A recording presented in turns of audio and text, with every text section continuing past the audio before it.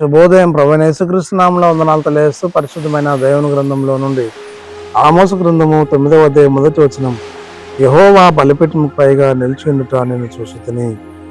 ప్రార్థన చేసుకుందాం. పరిశుద్ధుడా, ప్రేమ కలిగిన తండ్రి, వందనాలు స్తోత్రాలు చెల్లిస్తూ వాక్యం దానిస్తుండగా నిజానికి మాతో ఉంటుందకి మహిమ చెల్లించుకుంటూ యేసుక్రీస్తు పేరట ప్రార్థించడానికి వేడుకొంచున్నాము.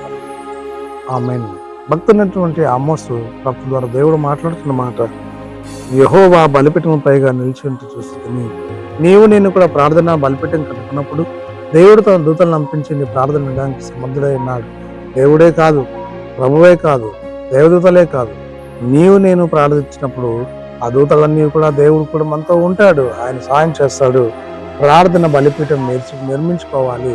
ప్రార్థన అన్న బలిపీఠాన్ని నీ ఇంట్లో నువ్వు నిర్మించుకున్నప్పుడు, వ్యక్తిగత జీవితంలో నువ్వు నిర్మించుకున్నప్పుడు, లేదా నీ వ్యక్తిగతమైన మార్గంలో నువ్వు సాగుతూ ప్రార్థన మరవకుండా ఆ బలిపీఠము, హృదయం అనే బలిపీఠము దేవునికి సమర్పించుకున్నప్పుడు, క్రీస్తు కొరకు నీవు ప్రార్థించినప్పుడు, క్రీస్తు నీ విషయంలో ఆలోచన చేసే దీవించే సమర్థుడు ఉన్నాడు.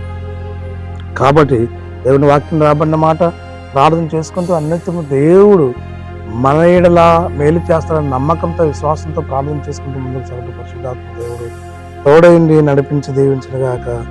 ఆమెన్. మనసుల స్తుతి స్తోత్రాలు చదివించుకుంటూ వాక్యం దాన్ని సినిమాతో ఆన్లైన్లో వీక్షిస్తూ సోదరులందరినీ దీవించేస్తున్నాము. ప్రార్థించి అడిగి వేడుకొనిచున్నాము తండ్రి. ఆమెన్. తండ్రి, కుమార పరిశుద్ధాత్మ ఏక దేవుడు సదాకాలం తోడైండి దీవించిన గాక. ఆమెన్.